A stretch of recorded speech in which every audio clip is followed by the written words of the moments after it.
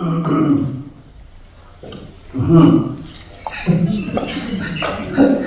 means you have a lot of things to say.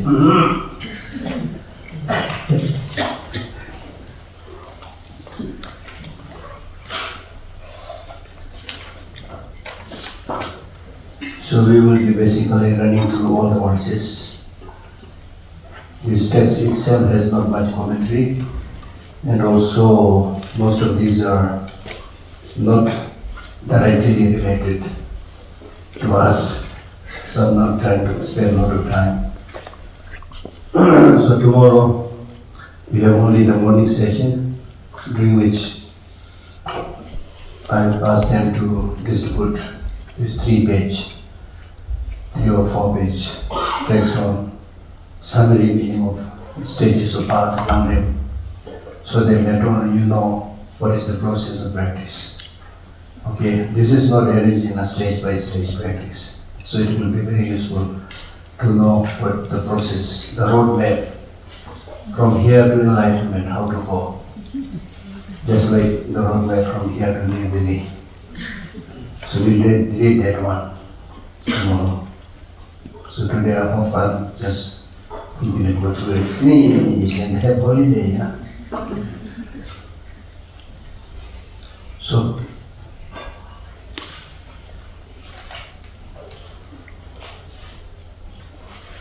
verse number 41. Monarchs or kings whose nature is generosity are liked if they are strong, like a sweet hardened outside with cardamom and pepper.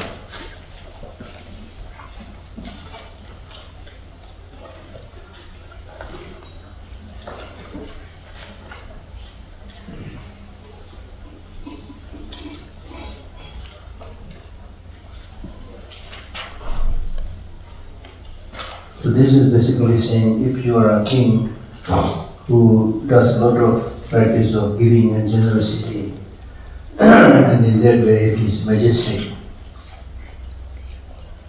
then even if you are sometimes a little bit angry, people will still like you. That's what he's saying. Monarch whose name is generosity are liked if they are strongness, even if they are sometimes a little bit hard.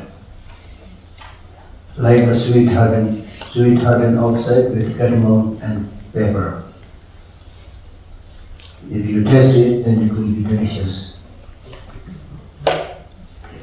If you analyze with reason thus, your governance will not degenerate, it will not be without principle, nor become unreligious, but be religious. You did not bring your, see, this is really important for me. You did not bring your dominion with you from your former life, nor will you take it to the next. Since it was gained through religious practice, you would be wrong to act against the practices. So similarly, in our case also, whatever things we have, we did not bring all this from the past life, right? Now we are going to take it. So why so much fuss in between? I mean, that's not to say you don't need anything. You need a certain thing because you are looking at a person, you need to survive. But how much is how much? How much is really how much that you really need? This is a very important point, not only to the king, to all of us.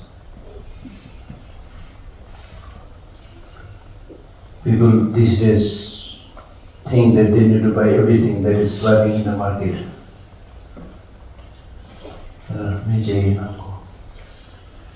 So you should learn to say, no, I don't need anything more. And these days, when I give teachings like this, then some people give me something afterwards. Sometimes I get annoyed. Whether I should take it or not take it. If I take it, what should I do? Again, I give it to someone else. But then, of course, out of politeness, you need to accept it. But no need, But we are greedy, you always need. So since he's saying, since whatever you have, is a result of your having done good practice in the past life, right? Since it was gained through religious practice, you would be wrong to act against the practice, not to practice it. And this is very relevant teaching, because sometimes when we are a little bit successful, then we forbid religious practice. It's only at the time when you are experiencing some tragedy or on your deathbed, then you start practicing. Then it's too late.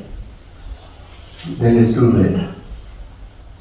is no quick fix solution, no push button enlightenment, right? So if you really want to have a successful, happy future life in this life and also in the next lives, you should do your practice. Practice means doing good things all the time. And attune your mind towards positive ways of thinking. And this will ensure that you have happy life in this life and also in the future lives. एक बार से छलांग मार के कुछ नहीं होता है, हाँ?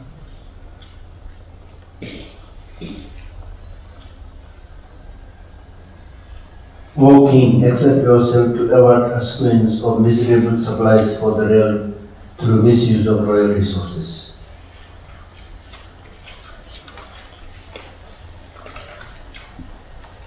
So this is what I'm saying. In the case of the king, he has the means to acquire things, but if he give up collecting so many things, if what he has collected, if it is good, this will produce happiness. If it is bad, this will create suffering. Therefore, if you don't look after your kingdom with religious principles, and then you will experience negative fruits in the future lives.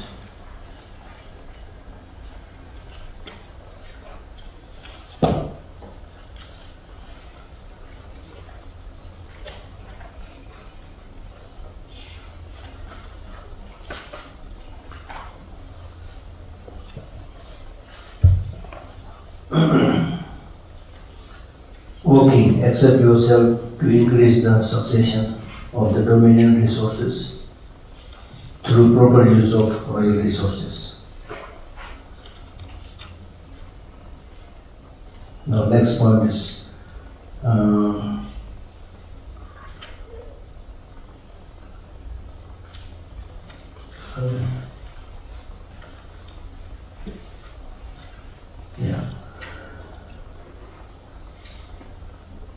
next is asking you to give up negative deeds and not to give up the teachings of Mahayana teachings and endeavor to achieve liberation, training in the path of liberation.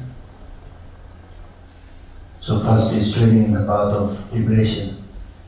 In order to train in the path of liberation, you need to know the obstruction is your clinging towards objects of attachment and craving, right? Meaning that if it is a pleasant experience, you develop attachment to it and develop clinging. If it is something not pleasant, you again develop this wish to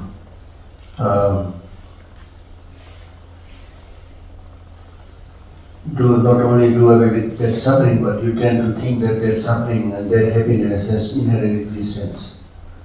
So therefore, the pleasurable feelings that you get also don't have inherent existence. Similarly, sufferings also don't have inherent existence.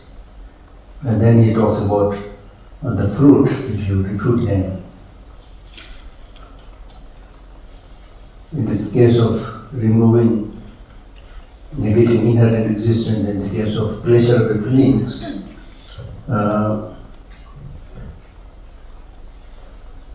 verse 346, although universal monarchs rule over the 4 continents, their pleasures are regarded as only true, the physical and the mental. Very simple. Even if you are the ruler of the whole world, the things that you basically enjoy is the physical and the mental. And with physical things like food, how much you eat. Even if you are billionaire, the stomach size is more or less same. And especially it is the case that the more you become rich, the more you can't eat many of these things. In Tibet we have a saying, the aristocrats who are rich, the aristocrats normally end up drinking hot water. So this is also hot water. Because when you become rich and powerful, then in the beginning maybe you are eating too many different things, then you get sick, then you can't eat. Or maybe you are too health conscious, so you can't eat. The road constructors and manual laborers, they eat anything, they don't get sick. They work outside in the cold, in the heat, they don't get sick. And those of us, with little cold, little heat, we get like sick. Because normally we don't use our physical body, right? We just end up sitting and peering at the screen. No exercise. And then sometimes looking at the mobile phone too much, Many people have brain damage because if you just keep on looking like this, the supply of the blood to the brain doesn't go. People don't even realize those things, So they get sick. So that's why the chair on which we sit is called killer chair. Killer chair. So I tell my staffs, nobody has told you to just get stuck on the chair for 3 hours, 4 hours. So after every 1 hour, at least make sure you get up, stretch a little bit. Very important for your health.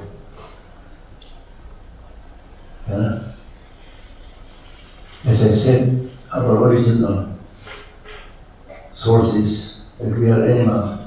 Animals don't sit on the chair doing like this. Animals, they are always moving around for hunting and getting food. So they are very fit. So we had inherited that brain, but we don't move, right? So there's a big problem.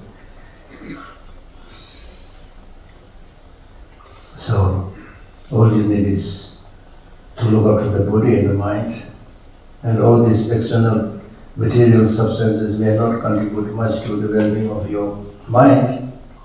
So they are primarily for your body, and for your body, how much you need, how many shirts you need, how many pants you need, how many shoes you need.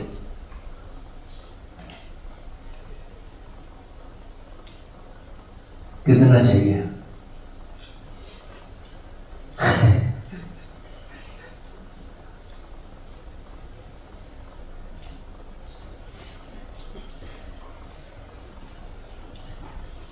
Physical feelings of pleasures are only a lessening of pain. We discussed this earlier. Mental pleasures are made of thought, created only by conceptuality. Now in terms of this physical and mental pleasure, when we talk about physical pleasure, it's only reduction of suffering. As I explained earlier, when you sit here, it's pleasant, but how long you can sit? When you've been standing outside, then come here and sit, it's comfortable. Because that problem of standing is reduced, then you think, this is wonderful. Now how long you can sit? Then during lunchtime also, if the lunch is very delicious, right? The first few spoons of food is very good, but then how much you can eat? How much? If you force yourself, you start vomiting. In economics, it is called law of marginal utility. Law of marginal utility. Then in the case of mental pleasure, it is primarily how you think. This is what he's saying. In terms of mental pleasure, mental pleasures are made of thought, created by your conceptuality. If your mind is ready, let us say you go out for a picnic, then suddenly it rains. Not only rains, there is a downpour of hailstorm. Still you will sing and dance. Because your mind is ready. When your mind is not ready, if I ask you to go into brave that hailstorm, you will all revolt against me. Why should I go there? In the case of this particular gathering, for the last 4 or 5 days, you've been sitting so nicely because you choose to do so. If somebody has forced you to sit like this, with the guns outside, watching, it will be terrible. Same sitting, same table, but it's mind.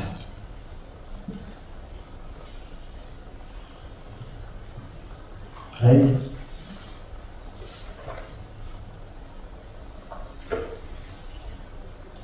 All the wealth of worldly creations are just a listening or suffering, or are only creations of thought, hence they are in fact not meaningful.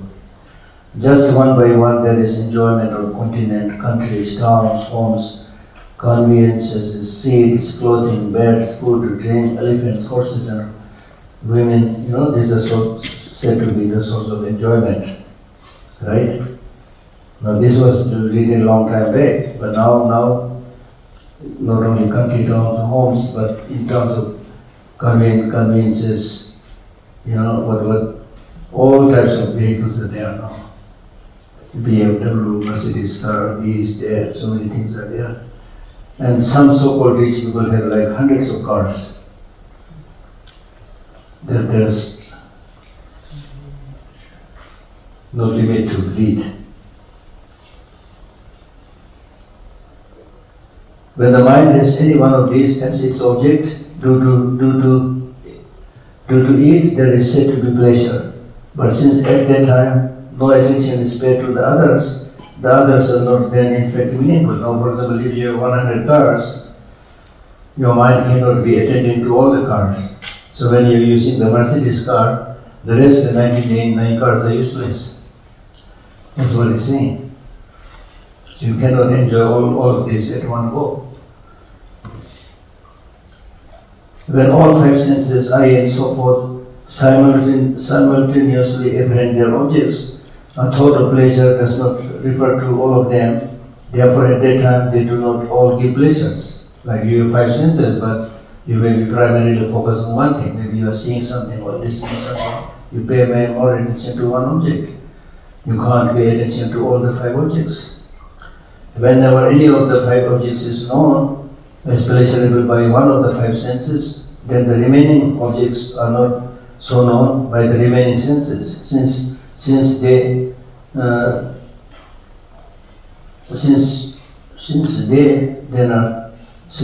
then are not meaningful causes of pleasure. The mind apprehends an image of a past object which has been apprehended by the senses, and imagines and fancies it to be pleasurable. Also, the one sense which here in the world is said to know one object is meaningless without an object, and the object also is meaningless without it. So meaning they are mutually dependent on each other. For example, this verse in the chart. So verse 54 is saying that in this world, if you use one sense, let's say eye sense, organ, and focus on one object like physical form,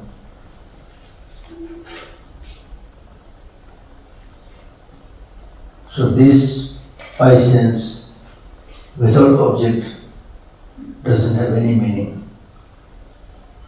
And the object also without this eye sense doesn't have any meaning. Meaning that they are two mutually dependent on each other. Therefore they do not have inherent existence. Just as a child is said to be born in dependence on a father and a mother, so a visual consciousness is said to arise in dependency on an eye sense and on a form. Now, if this is the case with the eye sense organ, what about eye sense consciousness? So to this also is saying that eye sense consciousness also arises by depending on the eye sense organ and the form, which is the object. Does not arise independently.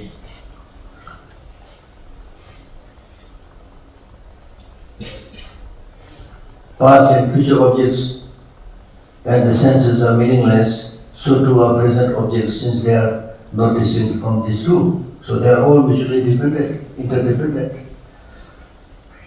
Just as due to error the eye perceives a willing vibrant as a wheel, so the senses apprehend present objects as if as if it is real, but it's not real. Now, this is complicated. You need to think carefully. Does this mean that we cannot enjoy anything? No, right? You can enjoy, but enjoy what? Do not get stuck there. Do not get obsessed.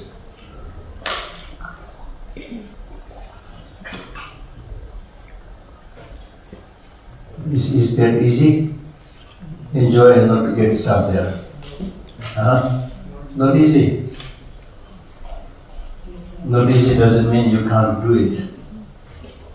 And you can do it by realizing the problem of getting stuck anywhere, whether it's being stuck in the traffic or anywhere. Don't get stuck, because if you get stuck, it means you want to get freedom.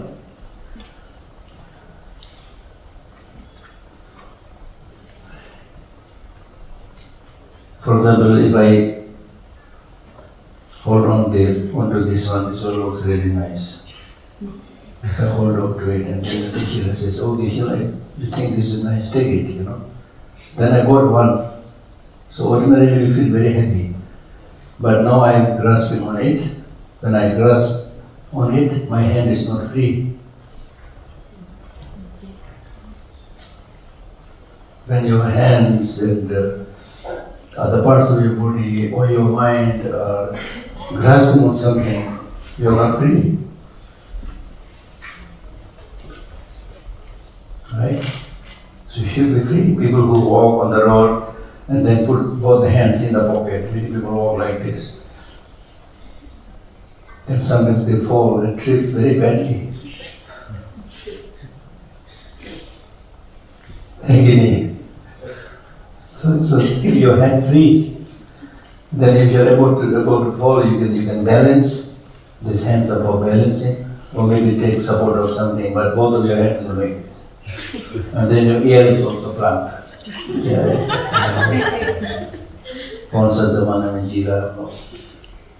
These days people just both the ears blocked. Nose be blocked at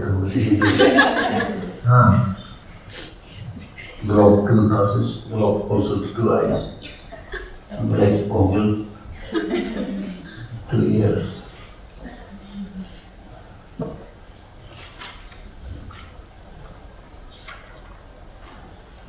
So here the point that I'm making is we are so carried away by external glamorous gadgets, people and things like that. We lose our senses. I have to do this. I have to listen to this song. Even the taxi drivers, they are having their ears blocked. I always tell them, okay, if you don't take this out, I'm not going to ride in your taxi. Because if they make 1 minute, not 1 minute, 1 second mistake, you will be down and dead. They don't realize these things. Right? So you need to be very careful. You need to be very careful. And in Abhidharma it is clearly mentioned that even if you develop obsession, attachment to one object, you can get a very big problem, like physical form. And then the example that is given there in the text is, a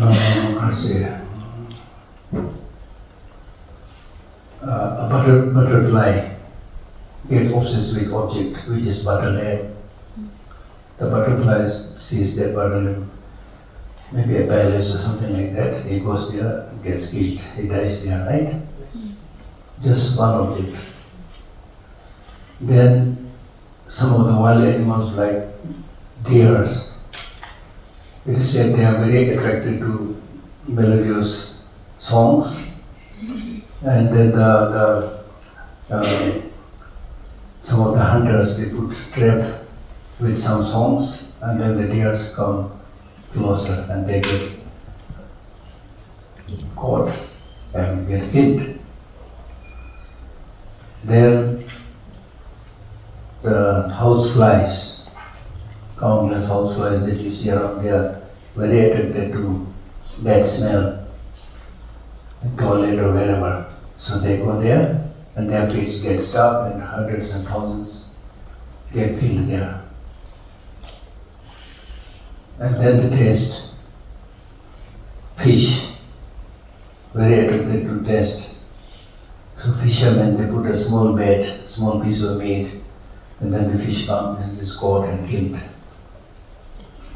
And then elephant is said to be very fond of touch, contact. So again, people like gently massage the body of the aeroplane, and he feels so happy, he lies down. Then he's chained and then slept. Elephants. I'm very soon going to Dubra, so they have a lot of camels there also. They're also similar, they're all used by human beings, by different methods. So if you have this attachment and obsession to one object, you can get into such a problem. Now look at human beings. You're strongly attached to all the 5 sensual objects. And it is because of this, all these big malls sprang up. These big malls basically have all these 5 sensual objects on all the 5-6 floors. The first floor normally sent ceramic there. Because your body may not be have a good smell, so you need that smell, that fragrance from outside. Nowadays I realize that many of the men and women, they use a particular kind of fragrance. They all smell same when they come close to me. Oh, he's so sweet. Oh, she's so sweet. And then go to the next floor. Televisions, porn. You can see the amazing actors and actresses, things like that. Then go to the next floor. Clothes, touch. Then go to the next floor. Songs. Audio recordings, Japanese song, Chinese song, things like that. Go to the next floor, restaurant, taste. So the business people, they know that we are obsessed with these 5 sensual objects. So everything that you see in the market, in the shop, in the restaurant, they are there because you are demanding them.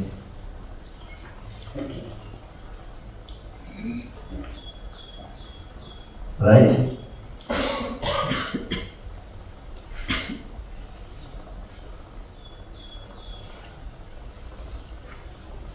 And that attachment primarily comes through your conception, by thinking. When verse number 51, when all 5 senses, eye and so forth, simultaneously apprehend their objects, a thought of pleasure does not refer to all of them. Therefore, at that time they do not all give pleasure, just one as we explained already. Then 52, whenever any of the 5 objects is known as pleasurable by one of the 5 senses, then the remaining objects are not to be known by the remaining senses, since they then are not meaningful causes of pleasure. The mind apprehends an image of past object which has been apprehended by the senses, imagine, and fancies it to be pleasurable. I already read it, right?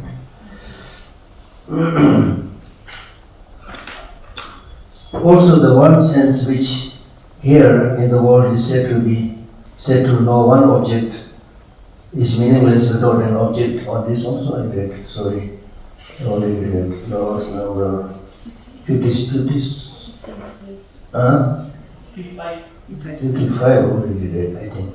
Anyway, just as the child is said to be born independent of the father and mother, so I already read this one. 56. Past and future objects and the senses are meaningless, so two are present, that also I already read. 57.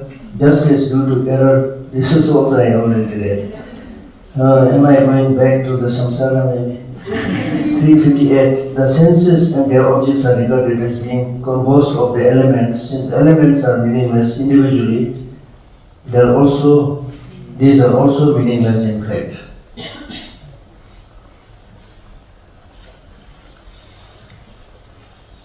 By that way, he's saying that these senses and the objects perceived by these senses do not have inherent existence, because they are the product of different elements.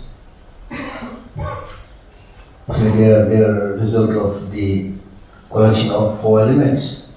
And since each of these individual elements do not have inherent existence, how the collection can have inherent existence?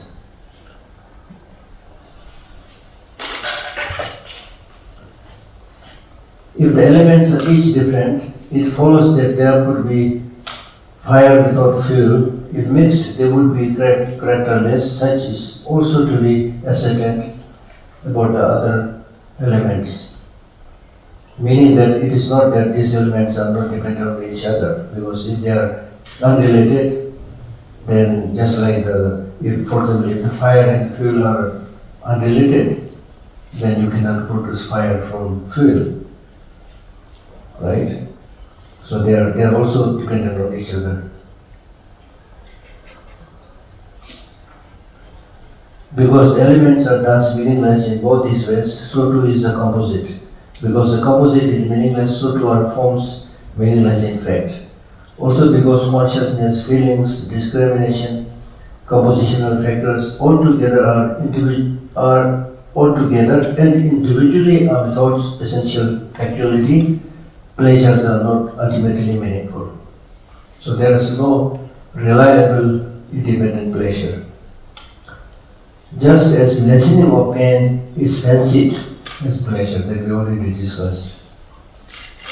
Just as lessening of pain is fancied to be pleasure in fact, so destruction of pleasure is also fancied to be pain. When the pain is a little bit lessened, then we say, so nice, I'm much happier. Right? And when the destruction of pleasure is a little bit reduced, then you say, I'm in trouble, I have the pain.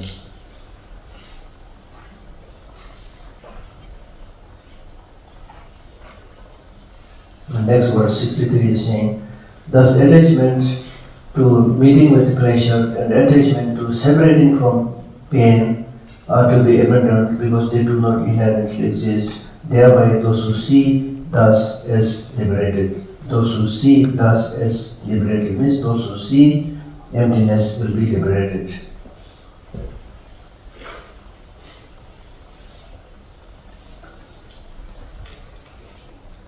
What sees reality? What sees reality?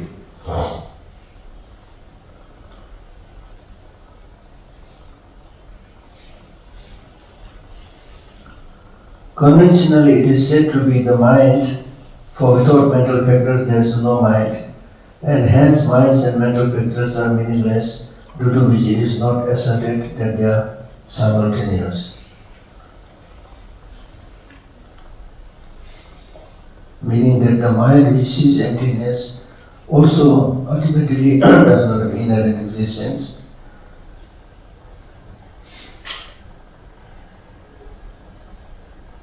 But conventionally, when a mind focuses only on emptiness without dualistic appearances and remain in that meditative absorption, then the ultimate truth is seen. But this is also a relative term, does not have inherent existence. Just like without the mental factors, the mind cannot arise. Without the mind, the mental factors also cannot arise.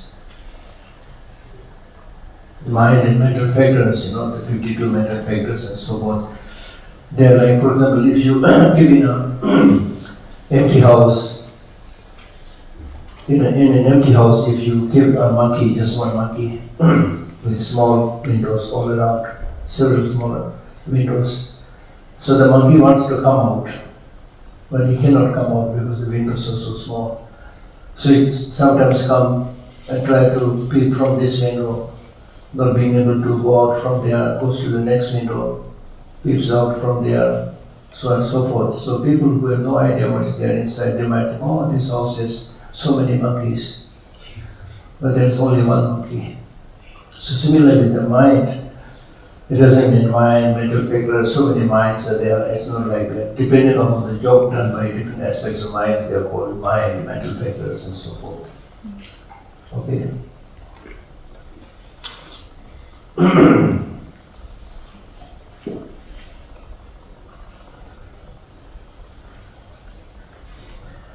Knowing thus correctly, just as it is, that transmigrating beings do not exist in fact, one passes from suffering, not subject to rebirth, and hence without appropriating rebirth, like a fire without its cause. So this verse is basically saying you need to realize the subtle emptiness, not the gross level of emptiness, subtle emptiness, in order to realize liberation. Because if you are able to see all sentient beings without having inherent existence, then the cause for the samsara will cease. Just like without the fuel, the fire will come to an end. So similarly, the fuel for being born in samsara is ignorance, right? Seeing things as having inherent existence.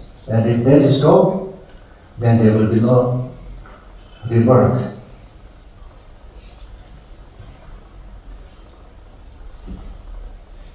Verse 66. Bodhisattvas also who have seen it thus seek perfect enlightenment with certainty. They make the connection between lives until enlightenment only through their compassion. So from here he's talking about the difference between the Mahayana and the Hinayana vehicle.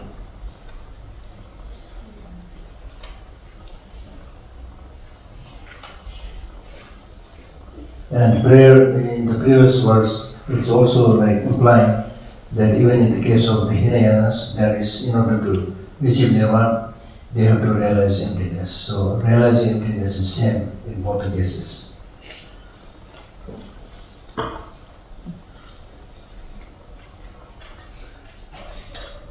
So not only the Sarvakas and Patika Buddhas, Bodhisattva also means not only the Sarvakas and Patika Buddhas, Bodhisattva also who have seen it thus, that means having no inherent existence, then they definitely try to actualize enlightenment with certainty, saying that yes, I must achieve enlightenment because it is possible to put an end to the root of samsara. But the difference is they make the connection between lives and enlightenment only through their compassion. So that's the difference. In the case of Sarvakas and Patika Buddhas, they try to achieve Nirvana and they see the importance of Nirvana, but they do not have the courage to achieve enlightenment. So they say it's okay. I am liberated, I achieve Nirvana, that's okay for me. Although it's important to look at all sentient beings, but it's simply impossible.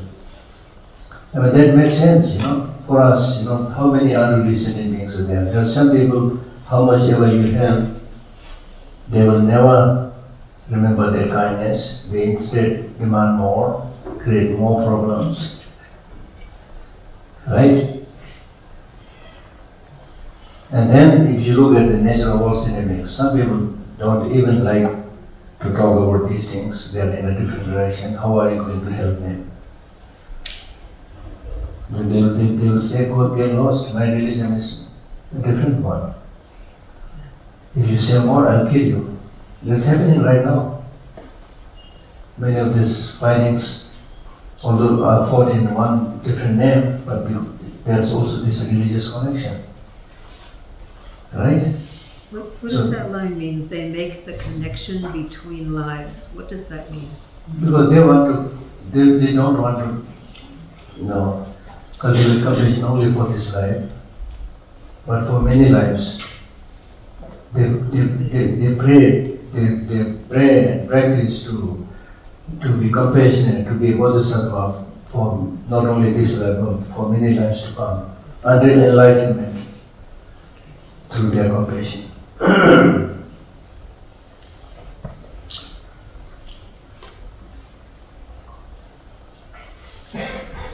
But then there are people who are not able to understand the Mahayana, profound Mahayana teaching, so there are people who either read the Mahayana teaching or say, make bad remarks about Mahayana. So don't do that. That's what he's suggesting in the next verses.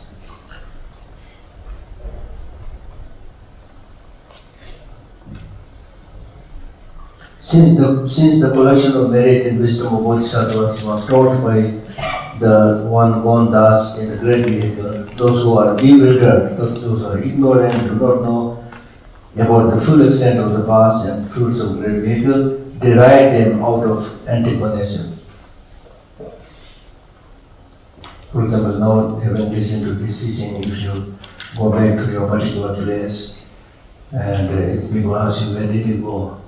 You say, I went to Dharamsala. What did you do? I attended some of these teachings. Can you share some of this? Then you say, one is this wish to become Buddha for the benefit of all sentient beings. They might love it, you've been investing your time. In your essence, I earned like several thousands of dollars. So therefore they say that people whose mind is not ready, don't share what you're doing.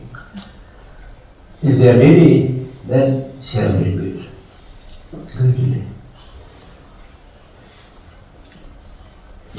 And some people really give you that suggestion with total sincerity. I remember one time when I was working in His Holiness office, it was lunch break. At lunch break, I was just coming out from my office and about to exit the gate of His Holiness office.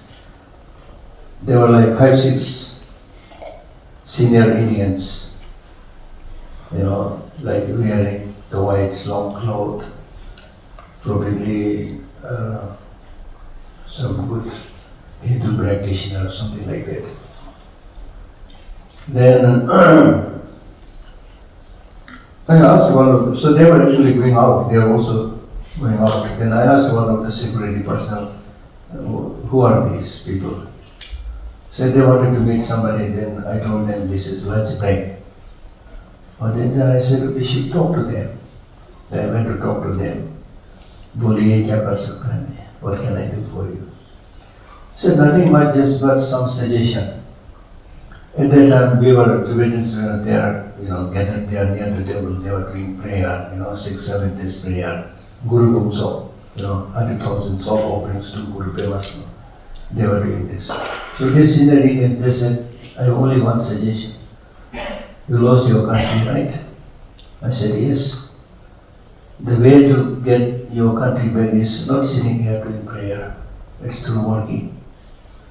Absolutely true.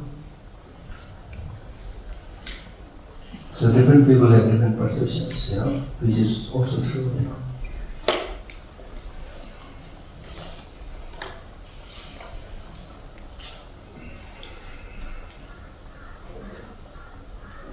किसी को आप बोलेगा ना दूसरों के लिए काम करो, फिर वो बोलेंगे मैं क्यों करूं, मैं खुद के लिए काम नहीं कर सकता, दूसरों को कैसे कर सकता, नहीं कर सकता. If somebody, if you tell somebody you should work for other people, and say, why should I work for other people? I'm not able to solve my own problem.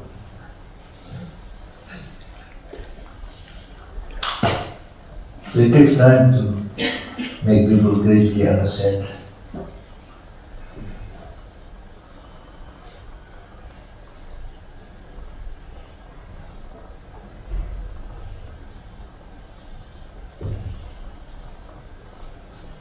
Those who derive the great vehicle, which means Mahayana, knowing that to harm others is defective and that to help others is a good quality, are said to despise good qualities.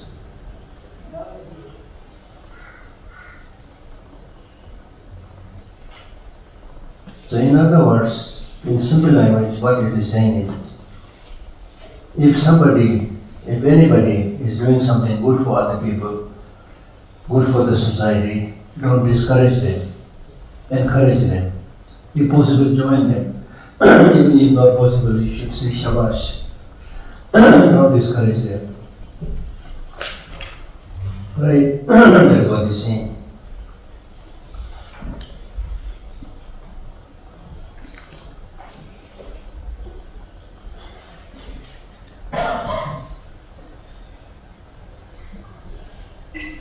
So either through not knowing the good qualities, because these people say bad things against Mahayana, because either through not knowing the good qualities of altruism and the defects of mere self-concern, or identifying good qualities as defects, or through despising good qualities, they derive the great evil. So they say bad things against Mahayana because of many reasons. One, they may not know the quality, or they may be perceiving the quality as false, or they may be somebody who really don't like these kind of qualities. So these are the two possible causes for saying bad things against Mahayana. Now if you say deriding or defaming Mahayana is because that person hates any kind of quality. 69. Those who deride the great vehicle knowing that to harm others is defective,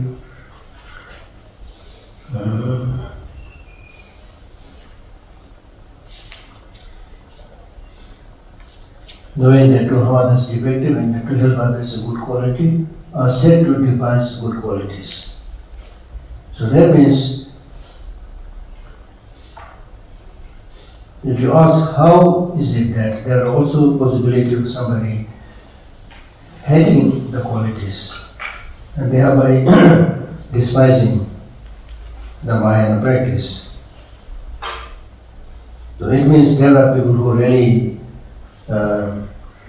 have some idea that harming others is bad and helping others is good, even after that knowledge. If they defame the Mahayana, then this can be said as somebody hating the good qualities. There are people, such people like that.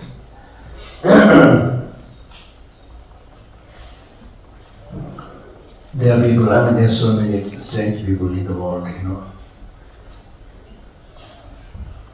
There are people who earlier may be Buddhist, but now they hate the statues. So what this Manjushri, does this statue has any power? Let me see. Then they put their feet on it.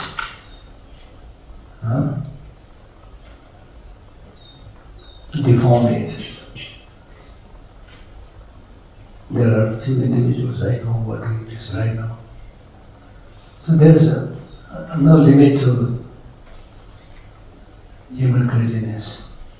But then there are people who say, oh, why you put all these things? Useless, wasted your time. Then in their own home, they put the photos of the Bollywood actors, actresses. And they are not able to respect other people's wish.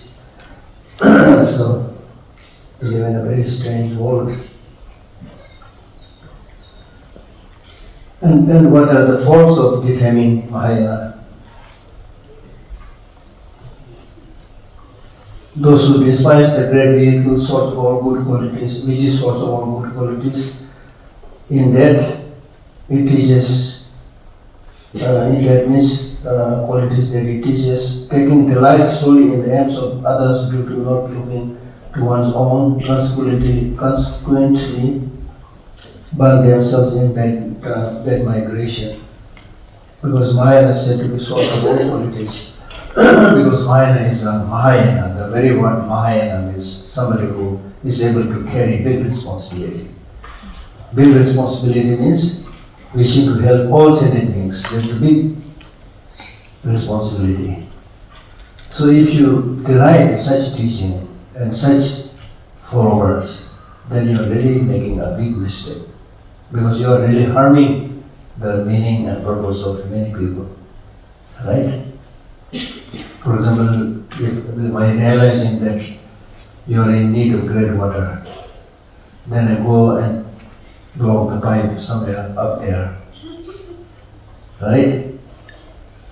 This is a like big kind of negative deed.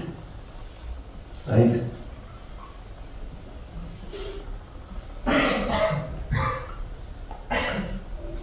One tribe with faith in emptiness forsake it through misconception of it as denying cause and effect. Others who are angry, forcing emptiness through despising it. If even the faithful type is said in Sutra to be burned, what can be said without about those who turn their backs on it through despising it?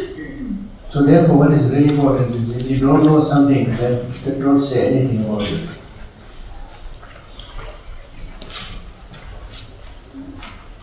So what this text is saying is that even in the case of somebody who has a lot of faith in emptiness, but because of misperception, wrong ways of seeing it, one might say there is no cause, no effect relationship due to lack of understanding. Right? One type means those with faith in emptiness. False exit through misconception, meaning that emptiness means nothingness. Therefore, they deny cause and effect.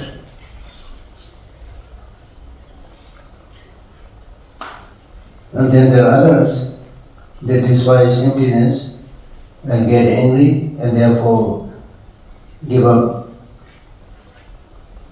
emptiness. So out of these, one who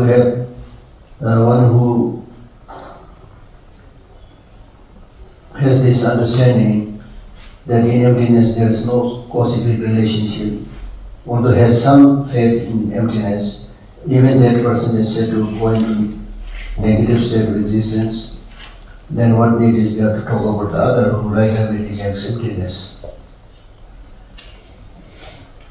Right? If you think carefully, there is a risk here. Because when you make this distinction between inherent existence and mere existence, then we say there is no inherent existence. Then it's very difficult to pinpoint anything, right? For example, as I said, who am I? I am not mind, I am not body. Then where is this I? It's almost like leading to nihilism. Very difficult to find something. And we always looking for pinpoint something which we are unable to do, then you might say, Bhagwase, useless.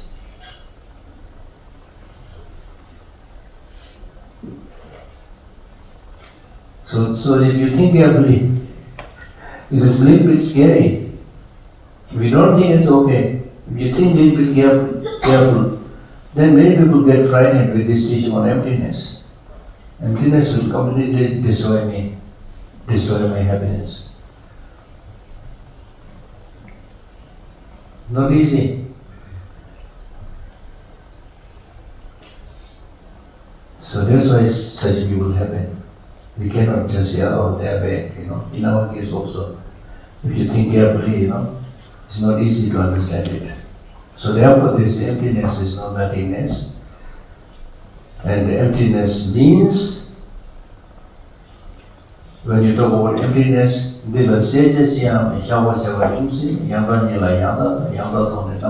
means in this position of emptiness, there is nothing that we affirm, nothing that we posit.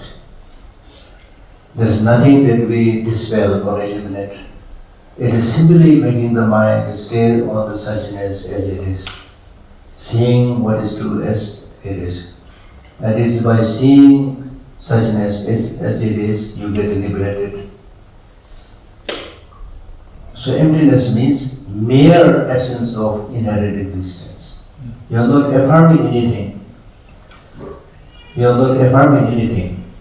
Mere essence of it. I mean, you just like when you, especially when you receive a tantric teaching, then before that you need to meditate on emptiness.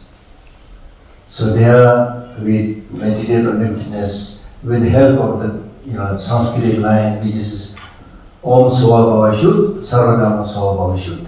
Om Swabhava Shud. Om is a combination of three letters, A, O, Ma, which represents the person. The person is Buddhist speech and mind, represented by A, O, Ma.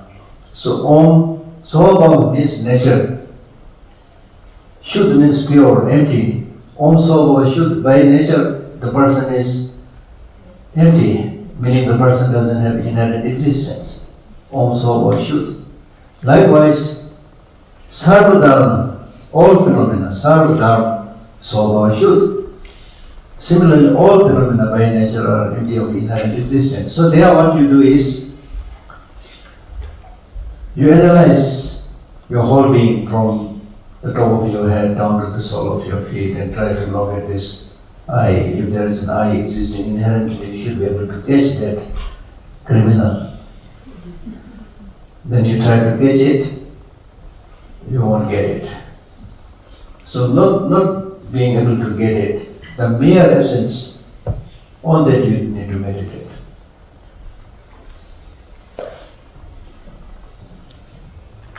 And then from that state of emptiness, where your perception is not there, the ordinary perception is not there, then you generate yourself into a deity, Avalokiteshvara or Manjushri or something like that. Right? So as I mentioned earlier, in the Western philosophy also they said that the concept of I is a very slippery idea, very slippery. It's not only I actually. Any phenomenon, if you search it, you won't find it. So what does that mean? By searching, not finding it doesn't mean it is not there. It is very much there. And the way it is there is just designation. And when we don't know that, we think that designated object has inherent independent existence and you develop obsession, But if you see this reality, really there's nothing much to crave. Not much reason to develop that grasping. That's the whole point. I gave you the example of the rainbow and the things that you see on the television screen. It's really like that. Then I also went to the extent of saying that if you don't believe, then you use a powerful microscope or something and see the state of your body.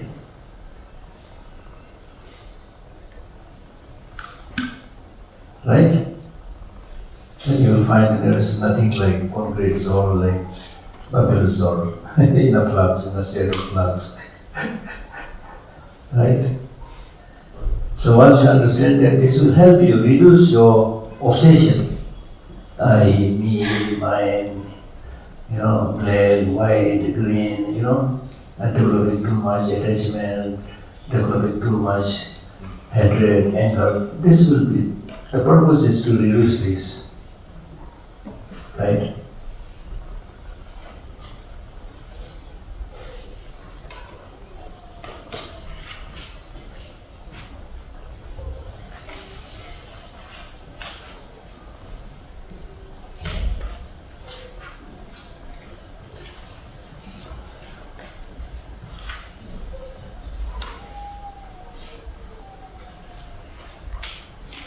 Then the opponent in verse 72, verse 72 is related to a question asked by the opponent.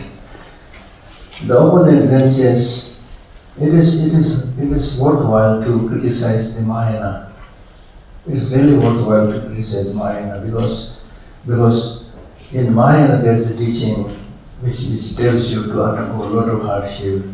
Even cut your head and make sacrifices, which is very difficult to tolerate. Therefore, understanding, realizing emptiness is also very difficult to understand. So this is answered in this verse 72, which says, just as it is explained in medicine that poison can be removed by poison, what contradictions there in saying that what is injurious in the future can be removed by suffering.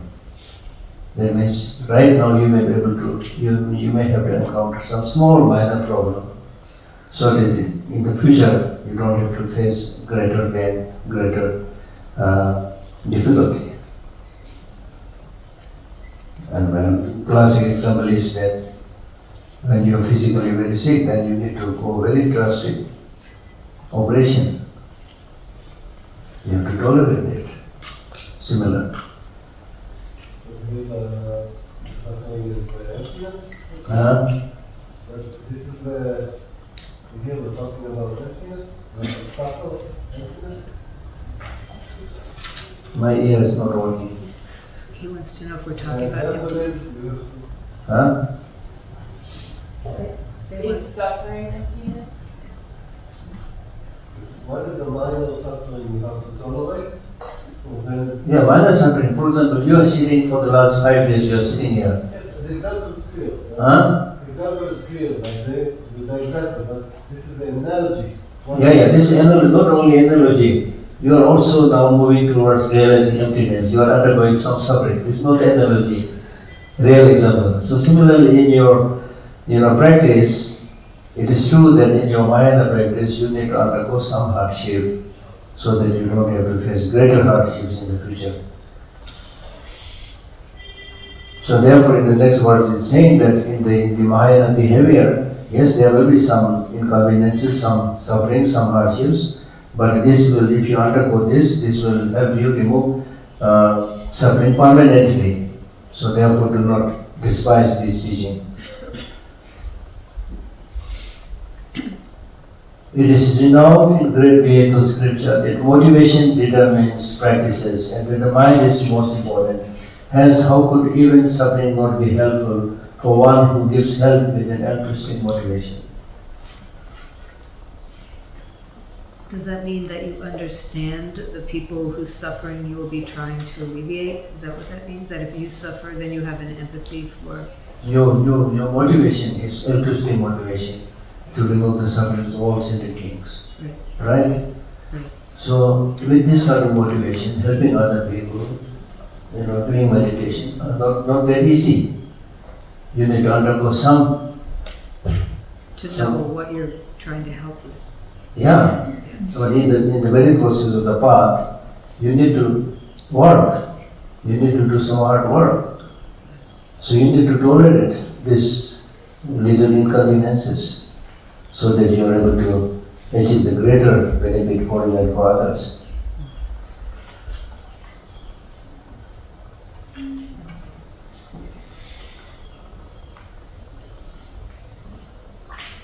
So, if even in ordinary life, pain can bring future benefit, like operation, as I said, what need is there to say that accepting suffering beneficial for one's own and others' happiness will help this practice known as the policy of the ancient tradition. So the clearest example is, like even for ordinary purposes, the farmers, the fishermen, the business people, the students, everybody has to undergo some hardship in this ordinary life also. If you don't undergo any hardship, if you are intolerant, you are not going to get anything. If this is the case, then what need is done to talk about having to undergo some greater hardship in order to achieve enlightenment for the benefit of all sentient beings.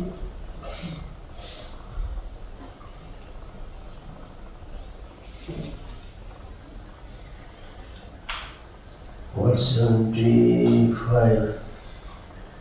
If through relinquishing small pleasures there is extensive happiness later, seeing the greater happiness, the resolute should relinquish small pleasures. So right now we are added to small pleasures, small sensual pleasures. Therefore we are not able to do much greater happiness. As I mentioned, happiness is not, happiness and pleasure are different. We are looking for happiness. But what we are doing in our daily life is we are looking after pleasures, we are running after pleasures, sensual pleasures, not happiness.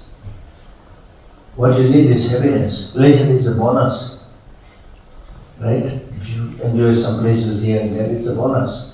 But that will not lead you to long-lasting peace and happiness.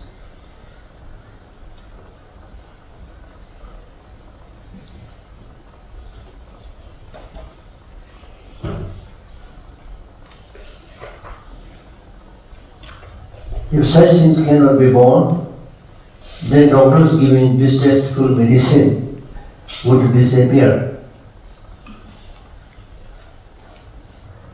It is not reasonable to forsake great pleasure for the small. Sometimes what is thought harmful is regarded helpful by the wise. General rules and their exceptions are commented in all treatises. And then also, what do you mean by something which is harmful or not good? What do you mean? He's saying it depends upon how you see things, right? Because what appears to be harmful action is the balance of ordinary sentient being. But when you engage in the bodhisattva practice, bodhisattvas will see it as useful, harmless practice. So therefore, for small inconveniences, you should not give up greater bliss or greater happiness.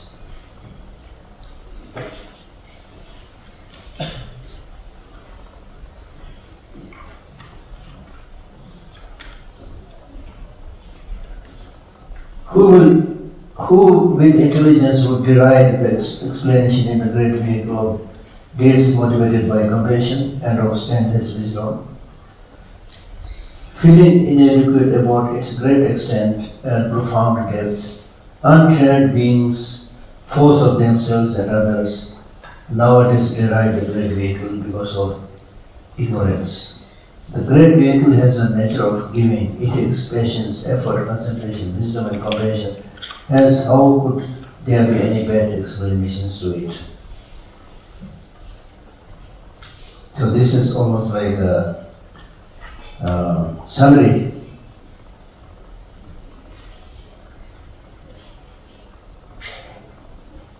You cannot pick out even a slight fault in Mahayana, because what is taught in Mahayana is practice of the six perfections, plus especially the practice of compassion. Of great vehicle has a nature of giving. It takes patience, effort, concentration, wisdom, six perfections plus compassion. In one of the Buddha Sutra, he says, if you have one practice or one quality in the palm of your hand, you have all the practices in the palm of your hand. And which is that practice? Compassion. So compassion is really like the lifeline of Mahayana practice.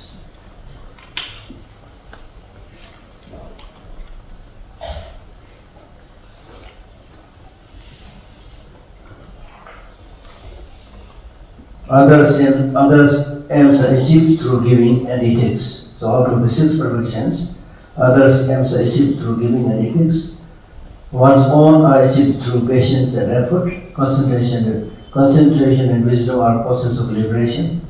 This epitomizes the sense of the great vehicle. Epitomize means summarizes the Mahayana practice. And then there are others who say that this so-called Mahayana teaching is not even a teaching of the Buddha. There are people who say what you see in the Mahayana is something that you have inherited from Hinduism. There may be some element of truth, because earlier Buddha received all his teachings from probably mostly Hindu sages living at that time. So there are people who say this is not Buddhism, this is Hinduism. But the fact is, in reality, two very important features of Mahayana is helping all sentient beings, which is not taught in Hinduism, and then emptiness, anattama, not taught in Hinduism. So of course this is not Hinduism.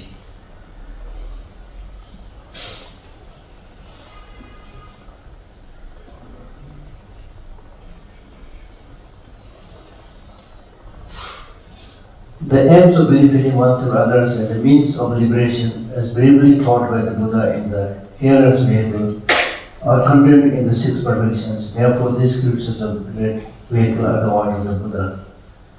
So, if you say this Mahayana teaching is not teaching of the Buddha, then he's saying that if you look carefully, most of these teachings are there, stored in the other Buddhist sutras, which are not Mahayana teachings. For example, the six perfections. In other words, these Mahayana teachings on six perfections and so forth condenses the teachings in the lower Buddhist schools of thought.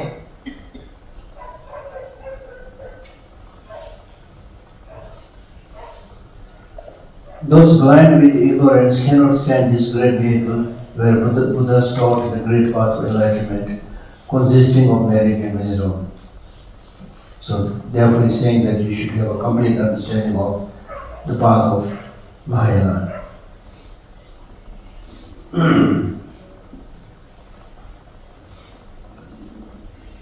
Conquerors, which means Buddhas, are said to have inconceivable good qualities. Because the causal good qualities are inconceivable like the sky, therefore let this great nature of Buddha explained in the great vehicle be allowed. So that means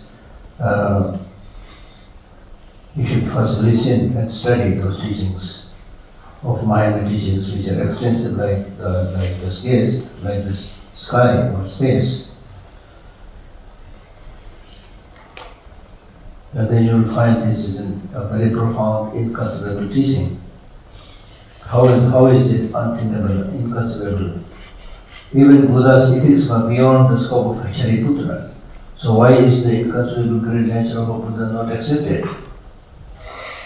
Meaning that Shariputra is a very enlightened Buddhist master, but even he may not be able to understand the actual ethical lives of the Buddha, meaning that he has inconceivable qualities. So how are you going to understand this, even if great master like Shariputra could not understand it?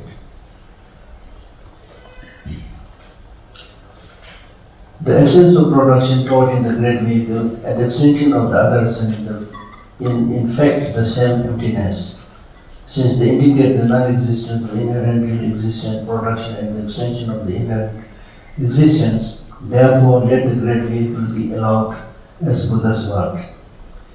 So this in Mahayana teaching, it talks about absence of production. Then in the lower Buddhist schools also, they talk about extinction of certain negative emotions.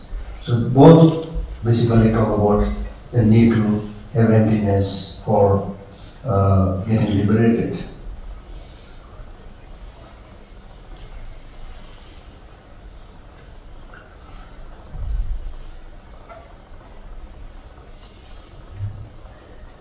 The emptiness and the great nature of Buddha are viewed in this way with reason. How could what is taught is the great vehicle and the other be unequal for the wise? What the one born thus taught with a special intention is not easy to understand. Therefore, since he taught one as well as three vehicles, you should protect yourself through neutrality. And that means, yes, it is true that it is not easy to understand emptiness.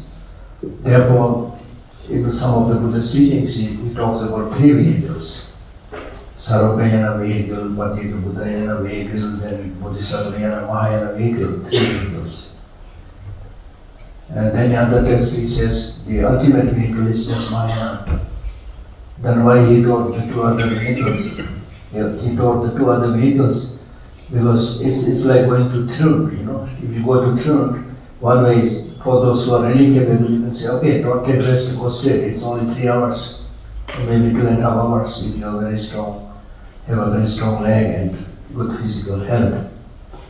We used to go there when we were young and studying the history of Buddhist dialectics. We used to go on Trund and spend 5 days there, doing prayers, pujas, then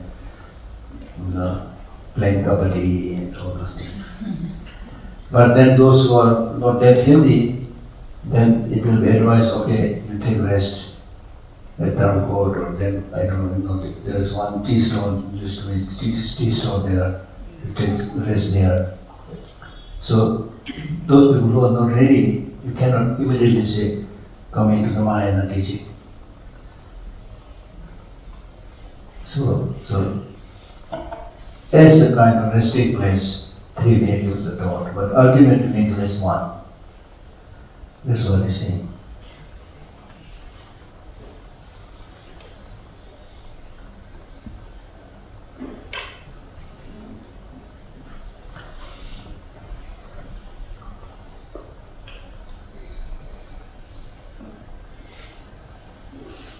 There is no fault with neutrality, but there is fault from despising it. How could there be virtue? Therefore, those who seek good for themselves should not despise the great way. That means if you don't know, then maintain a neutral stand. There's nothing wrong with that. But if you despise and say bad things, there will be very negative result. So I have always been thinking, some of the communist Chinese leaders, they are saying so many bad things against His Holiness and things like that. They destroy monasteries, religious objects. So I'm just wondering what will be the consequence. Really wondering. It's difficult to say when they are going to experience that negative result, Right now also they are experiencing a lot of negative results, but still I can't say this is a result of you're saying bad things against His Holiness, other things, but there is a possibility. There's a possibility. There's a big possibility.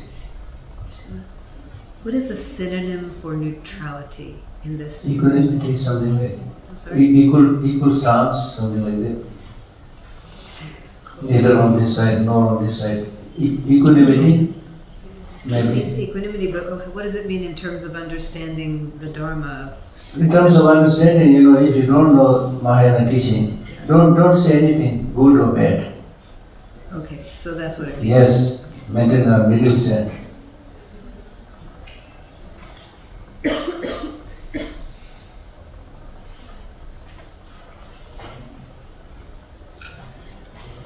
Bodhisattvas' aspirational wishes, deeds, and dedication of merit were not described in the hearer's vehicle. Therefore, how could one become a bodhisattva through it? In the hearer's vehicle, Buddha did not explain the foundations of a bodhisattva's enlightenment. What greater authority for this subject is there other than the Vita? So that means this is not taught in the lower Buddhist schools of thought. So you only have to rely on the Mahayana teachings taught by the Buddha. How could the fruit of Buddhahood be superior if achieved through the path common to hearers, which is the foundation of the hearer enlightenment, the meanings of the Four Noble Truths, and the harmonious with enlightenment?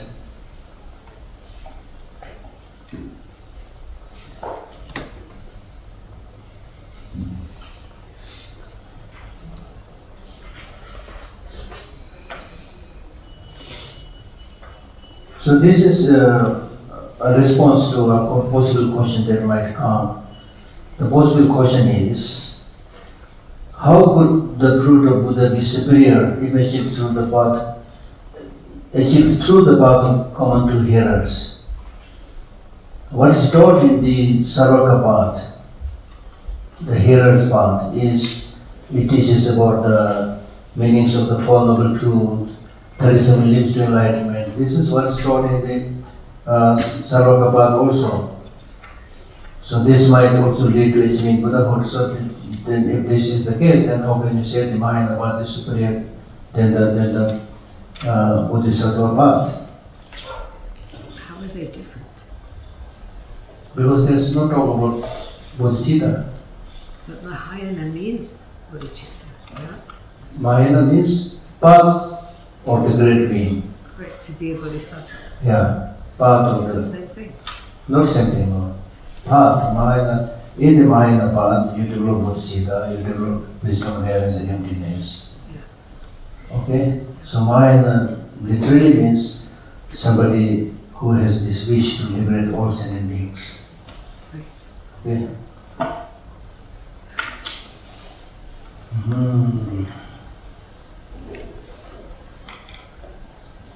Then this is answered by saying that the subjects concerned with the Bodhisattva deeds were not mentioned in the hearer's vehicle sutras, but the word explained in the great vehicle. Hence, the wise should accept as the Buddha's word. The way to achieve enlightenment, the Bodhisattva ways of life, these are not taught in the lower vehicles, they are taught in the higher vehicles. Just as a grammarian first as students read a module of the alphabet, so Buddha taught trainees the doctrines that could hear and could bear. This reminds me of my classes in the library. So we have 3-4 different language classes. So first language class we teach ka, ga, na, and then next level will be different, next level very different. So therefore he's saying that you can't teach at one go all the definitive ultimate teachings.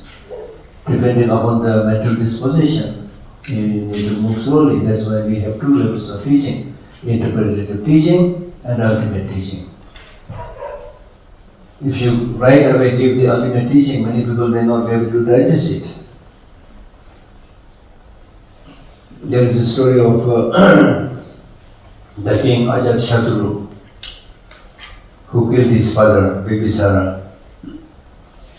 And then after having killed his father, was also a great king, also friend of Buddha.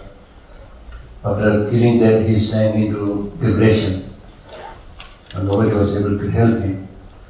Then finally somebody suggested the person who might be able to help is Buddha, go to him. So he goes to the Buddha saying that I committed this heinous crime of killing my father, what should I do? Then Buddha said, so what? Father is to be killed. Father and mother are to be killed. Then he came back to his senses because he trusted Buddha. He came back to his senses thinking this should be okay. When he came back to his senses, then the Buddha said, see, now I will explain what do I mean by father and mother are to be killed. So what I mean is not your physical father and mother. What I mean is you did this because of ignorance, which is your like father, and the negative karma, which is your like your mother.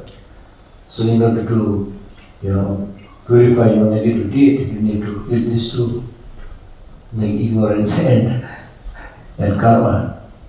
So these are skillful ways, very skillful ways.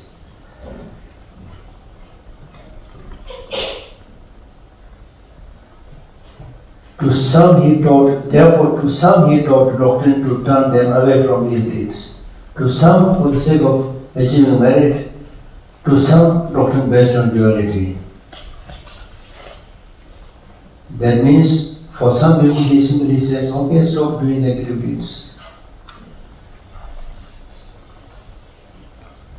And then for some, he teaches a path of collecting merit to achieve the state of human being and a celestial being.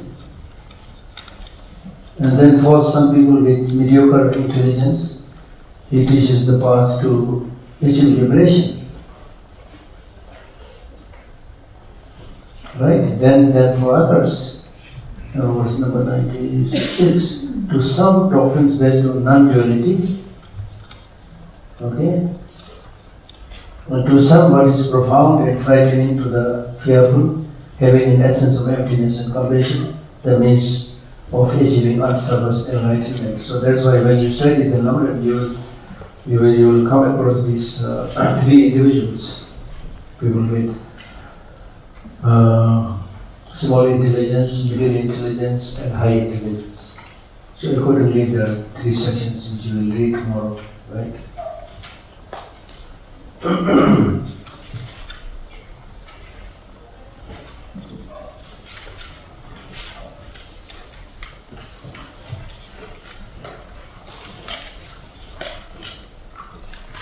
Then kind of summarize it. Therefore, the wise should extinguish any belligerence towards the great vehicle and generate special faith for the sake of achieving perfect enlightenment. Through faith in the great vehicle and through practicing what is explained in it, the highest enlightenment is attained, and along the way, even all worldly pleasures. See?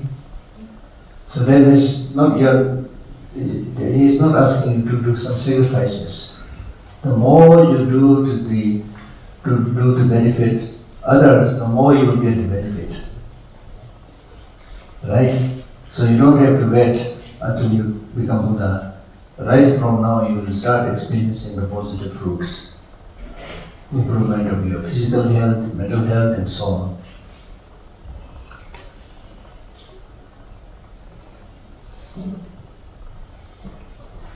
At that time, when you are ruler, you should internalize firmly the practices of giving, eatings, and patience, which are specially taught for householders and which have an essence of compassion. So that means out of the 6 perfections, you are a king, so therefore you should be more focusing on giving, eatings, and patience. You may not be able to spend too much time on emptiness, concentration, things like that. So even for ordinary people, they say your first practice is practice of giving. Then gradually you go upward. However, if from the uprighteousness of the world it is difficult to rule religiously, then it's right for you to become a monastic for the sake of practice in grandeur. The 4th chapter of the Buddhist Garland, and this comes to an end. However, if from the unrighteousness of the world is difficult to rule religiously, then it's right for you to become a monastic for the sake of practice in grandeur. Then if you think this job of a king is too much, very difficult, you are not able to lead a life, religious life, because when you are king or ruler, then the very question, especially if you are Buddhist king, then the very question comes, if the enemy is attacking us, shall we also send army back and kill them or not? It is very difficult decision for the Dalai Lamas. So it will be interesting, you should read what did they do. You see? You cannot say, oh, I am practicing Buddhism, let them come kill. You can't say also. Right? So therefore, finally saying, if you think this is very difficult, then become monk. So similarly, he's telling this same to all of us. If you think leading an ordinary household life, having children is difficult, become a monk, become a nun. But that is also not easy. Right? I read in one text, it says, the monks and nuns, those who are already monks and nuns, when they look at the householder, they think, oh, I made a mistake. I made a mistake. Look at this man and woman with beautiful colored clothes, So many varieties, so many ornaments with the nice small kids, on each side. Look at me, always wearing the same colored clothes. So because of that, they all get disrobed. Almost, maybe not all, but big majority, maybe over 80-90% of the monks and nuns who went to Western Ghats, all disrobed. Because of the situation, you see. They don't have support. You don't have support. Number one, external support is not there. Internal integrity is not there. Very difficult situation, you see. But there's a good thing. Huh? Venerable Jackie says the best thing about being a nun is packing. Packing means? You don't have to pack. You just got one outfit and that's it. She loves it. So you see there's a good side too. No, of course. I'm not talking about that. There are many good sides, okay. But what I'm talking about is the monks see the lay people, they say it's such a nice. Then the lay people then when they look at the monks, what a wonderful life. Look at me, I'm not able to look after my husband, not able to look after my kids. From where I should bring the fees for the kids, so many problems. So grass is greener on the other side all the time. So it's important whether you become a monk or nun or not, that's not important. Important is as much as possible practice. Just by changing the clothes and shaving the head doesn't make you a special person, right? So, this completes the 4th chapter of the Precious Garland, an indication of royal policy.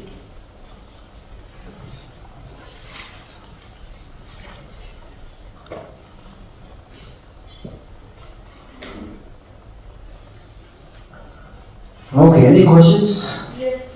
Oh, somebody looks like burning with questions, yeah. That is it. Okay.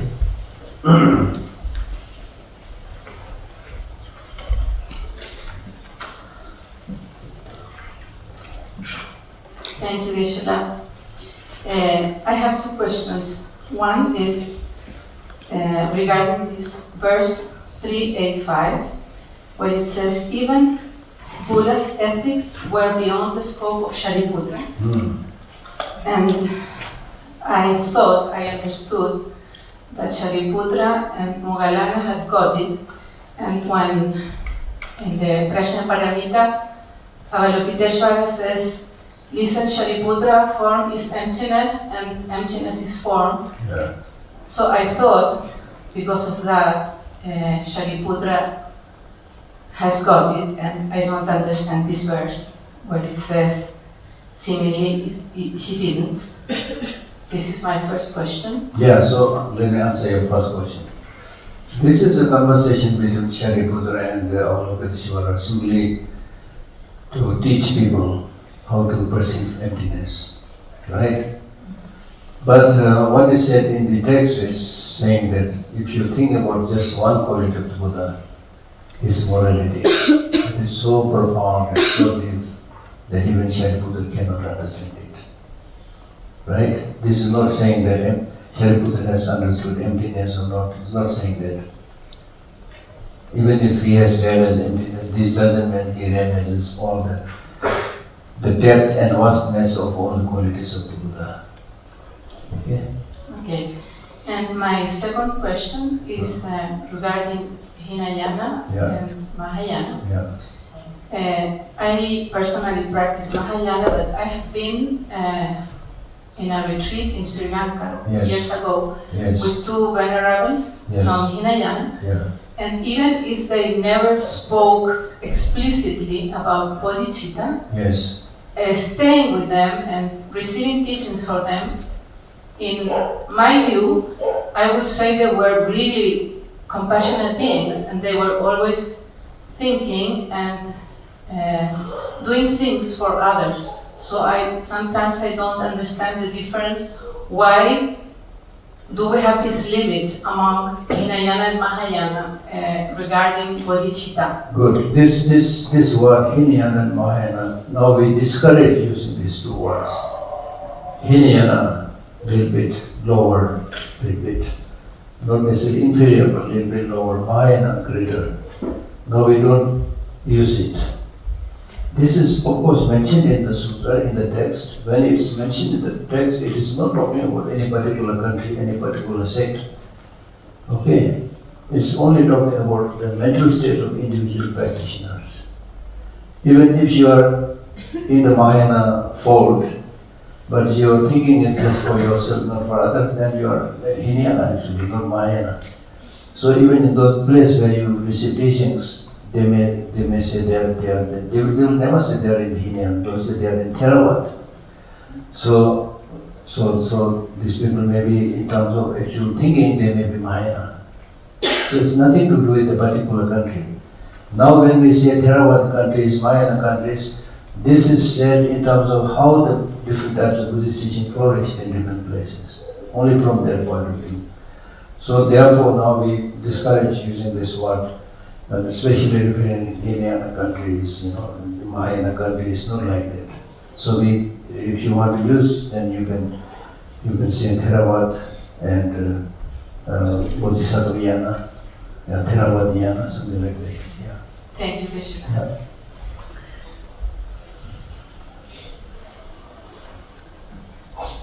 Thank you. I have a question about falling in love and attachment, because to me it seems our idea of falling in love is in its essence pure attachment, because we lose all rationality, we exaggerate qualities, we see something that others don't see. So my question is, what is a healthy approach to develop or feel affection for a person, but not in the love sense? I know you define love as just wanting the other person to be happy, but maybe that comes after, so developing love out of the affection. So what would be the healthy approach to that? Healthy approach is not only with relation with the boy and girl, But in all human relations, as much as possible, try to maintain a pure, healthy relationship. Meaning, respecting and seeing that other person, like yourself, wanting happiness, not wanting suffering. Right? Not making any kind of judgment. It's very important. But this is not easy, because we are embodiment of love, attachment, things like that. We have very strong attachment. So very difficult to make a distinction between attachment and love. You can say it. Huh? Technically you can explain it. Okay, this is attachment, this is pure love, unconditional love. You can say it, but when you actually fall in love with somebody, it will be very difficult to. That's why I told you, not you, but here I think, did I share this story about my encounter with a young Russian man? His girlfriend. Yeah, girlfriend. I shared it, yeah? Yeah. So when I explained about the lack of inherent existence, then he said, how can I love my girlfriend? Because ordinarily, because there's so much attachment, you tend to see your boyfriend, girlfriend, or anybody that you like as something, wow, mesmerizing, so good. Look at the face, look at the hand, wow, yeah. Right? Then you become blind. Then you get obsessed. And gradually, of course, you will wake up. You have to wake up. Without listening to any of this teaching, the life's realities will tell you whether that particular person has 100% inherent existence, 100% beautiful, 100% good. Very soon you will know. Very soon you will know. So Buddha is telling only the truth. Which if you don't accept it right now, you will have to accept it based on your life's experience. Based on your life experience. And many of you have that experience already. Share it. Share it. Right? So it's not just boyfriend, girlfriend. Any relationship. Any dealing with different things. If you expect too much, it will not be there. Can I ask a follow-up question? Yeah. So let's say you notice you are falling in love with a person, girl or boy, doesn't matter, but would be the answer to meditate on emptiness and death and impermanence, or what is? Yeah, that's a good idea. Good idea. You just meditate on emptiness. If possible, my strong suggestion is, meditate on emptiness and keep your girlfriend near you. You will not even be able to meditate on emptiness. All your mind will go to girlfriend. That's why the 6th Dalai Lama, have you heard about the 6th Dalai Lama? Yes. Yeah, it's very controversial Dalai Lama. Actually, it really looks like he's a great revolutionary mind. He was trying to do something which none of the Dalai Lamas did. So he wrote the poem. Yes. And so normally we think this is 6th Dalai Lama's love songs. But recently somebody published a big book on that, explaining that these are not ordinary love songs. These are all tantric teachings, very high tantric teachings. Maybe true. If you read his life story, we attended this 5 days very rigorous conference in Tawang, celebrating the 6th Dalai Lama last year. So we had a lot of discussion there, the way he disappeared at the end of his life and so many things. So there he says,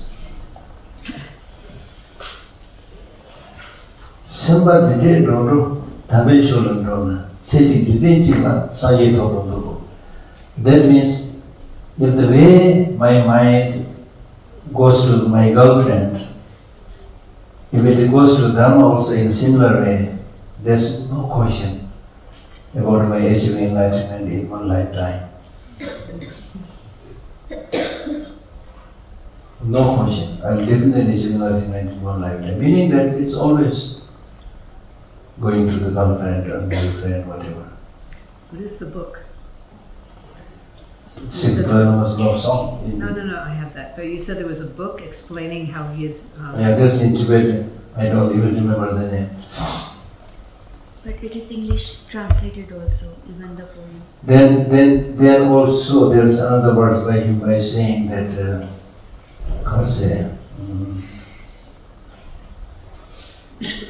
anyway, okay, next question. Yeah.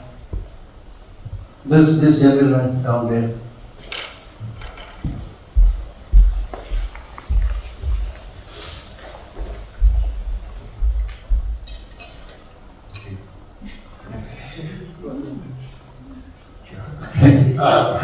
Thank you, Geshe Lhakdor. I'm curious your thoughts on translations. So obviously the original texts were, I'm assuming, either in Sanskrit or Pali, and then get translated by various people or various leaders write in their own native language and then get translated. Is there much, in your opinion, that gets lost through that process, or how do you approach translation? Now things are much better now. Earlier, yes, that's why we have this phrase, lost in translation. So many things are really lost in translation earlier. Like there are many, for example, I once, when I was studying in the Institute of Buddhist Dialectics, on Sundays I just go to the library, read books. So one day I was just reading a whole dictionary, because I was trying to get the right word that is useful. Then there is one word about these 37 limbs to enlightenment. Changchok Sudim. The Tibetan word is Changchok Sudim, which means 37 limbs to enlightenment. So this fellow has translated this. Chang means north. The Tibetan word Chang means north. Chok means direction.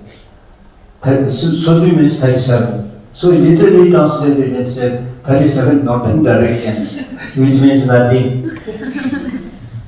So there are many such translations earlier, unfortunately. Then initially, also there's a very strong use of Christian terms in translating Buddhist texts. There are so many things. So therefore the translator has to be somebody who knows both the source language and target language. In the language of translation we call it source language and target language. Should be very familiar, right? And then also the context, not the word, also the context. Very important. Do you think to be a serious practitioner, you also need to learn the source language? Yes, very important. That's why we have so many students studying in the library, because they are studying Tibetan language, hoping that gradually they won't have to depend on a translator. They are able to read direct from the sources. Namaste. Here the Nagarjuna tells to the king that if you cannot handle the phenomena, you give up that and become a monk. Yeah. And I just wanted to, you have mentioned also, it's a very difficult situation where if the Buddhist king faces a situation, someone is attacking, so he have to save his country, his people. At the same time, he is also meant to not to kill the one who is attacking. So what is the best advice to handle this situation according to Buddhism? So therefore he says, become monk. Otherwise, if he becomes a monk, Yeah. and Let others do it. okay. That's what His Holiness did. People were requesting to continuously be the leader of Tibetan people. Then His Holiness said, I appreciate your aspiration, but in today's world, it doesn't look nice that a monk is ruling a country. Right? So he said, the leaders should be elected. Yeah.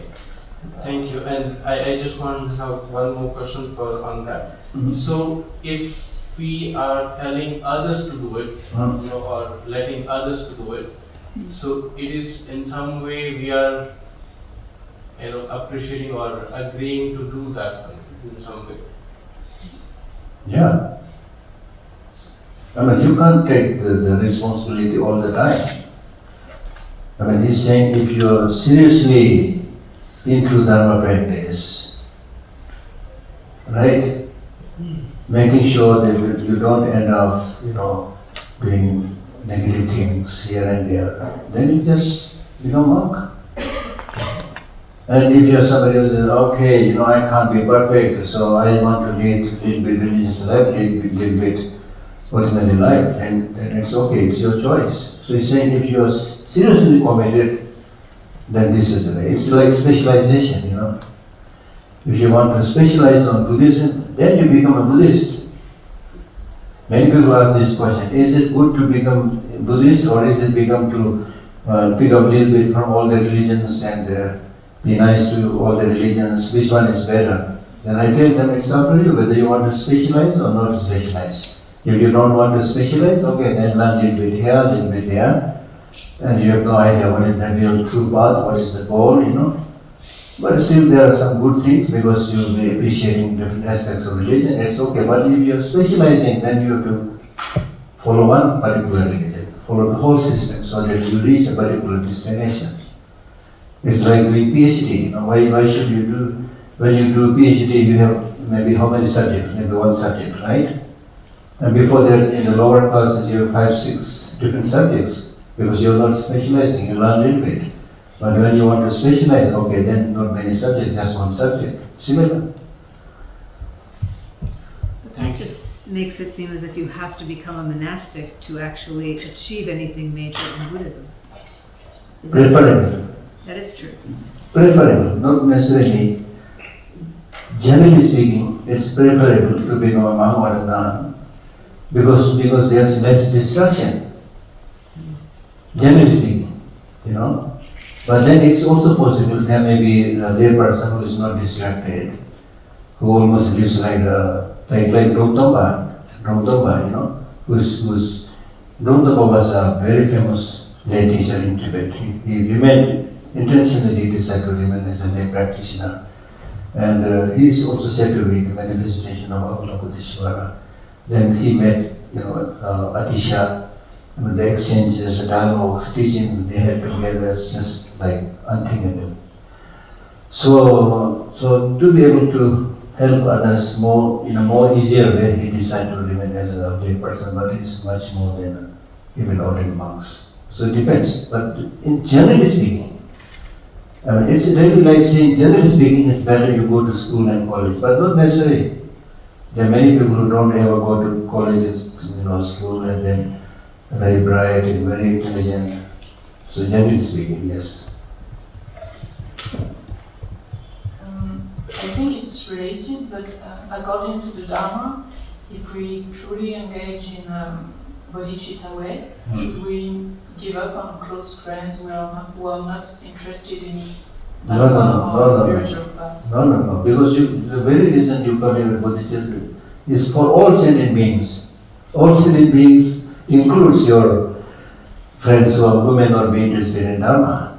The only fact is they are not interested in Dharma, so you can't force them right now. But there are other ways of reading them, right?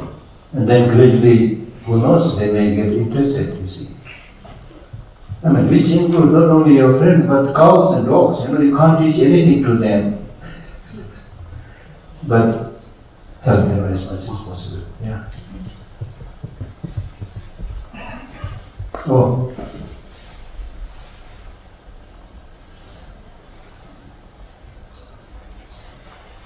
Tushita,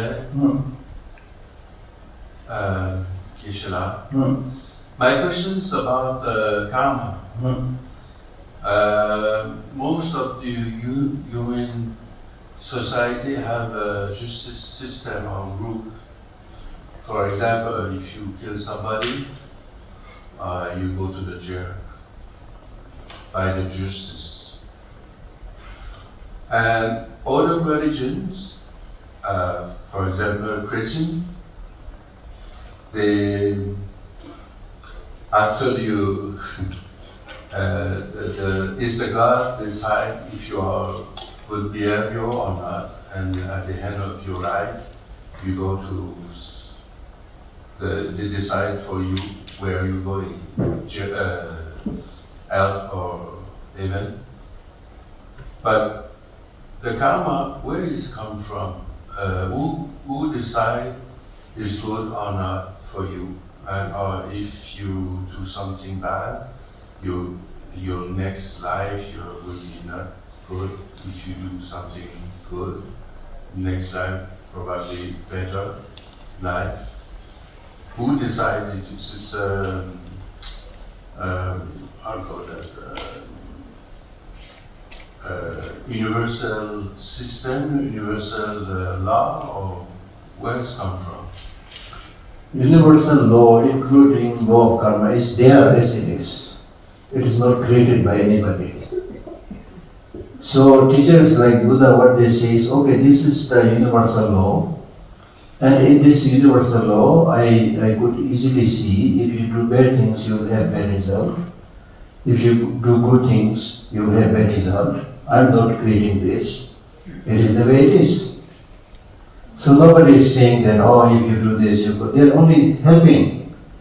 For example, they're saying, okay, if you don't believe bad things will have bad result, then you go and kill somebody. Then you will be imprisoned. People will call you murderers. This is just the law of nature. So the teachers are only explaining, see, this is the likelihood of things. So law of nature, the karma and the fruits, they are not created by Buddha or anybody. They are only teachers showing the path. Okay? Thank you. Thank you.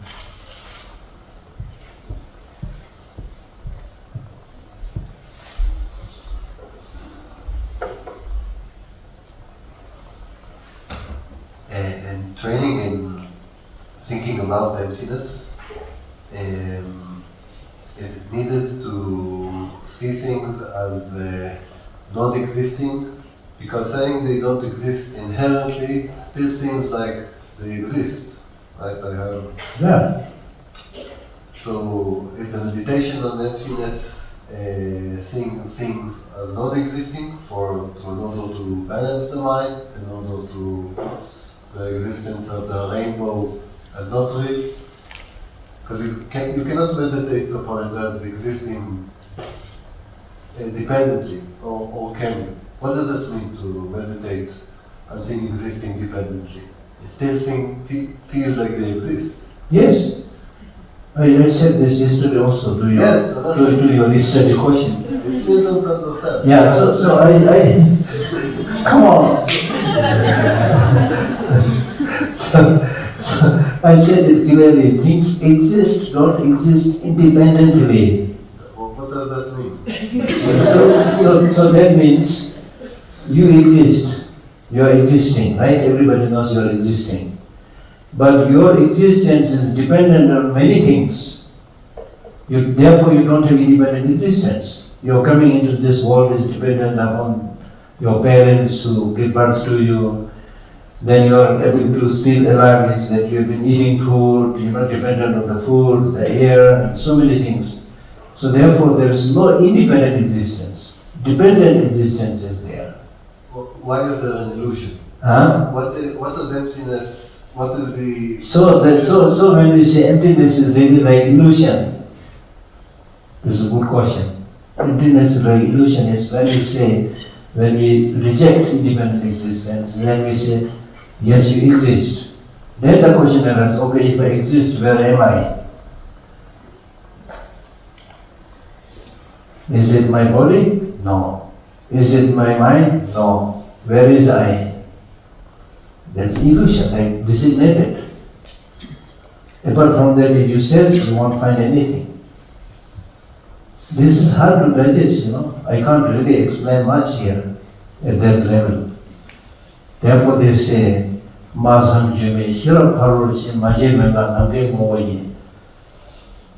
when we talk about emptiness, it's unthinkable, inexpressible, masam, yume, inexpressible and unthinkable is the nature of the mother, wisdom mother, which means emptiness, the wisdom gone beyond.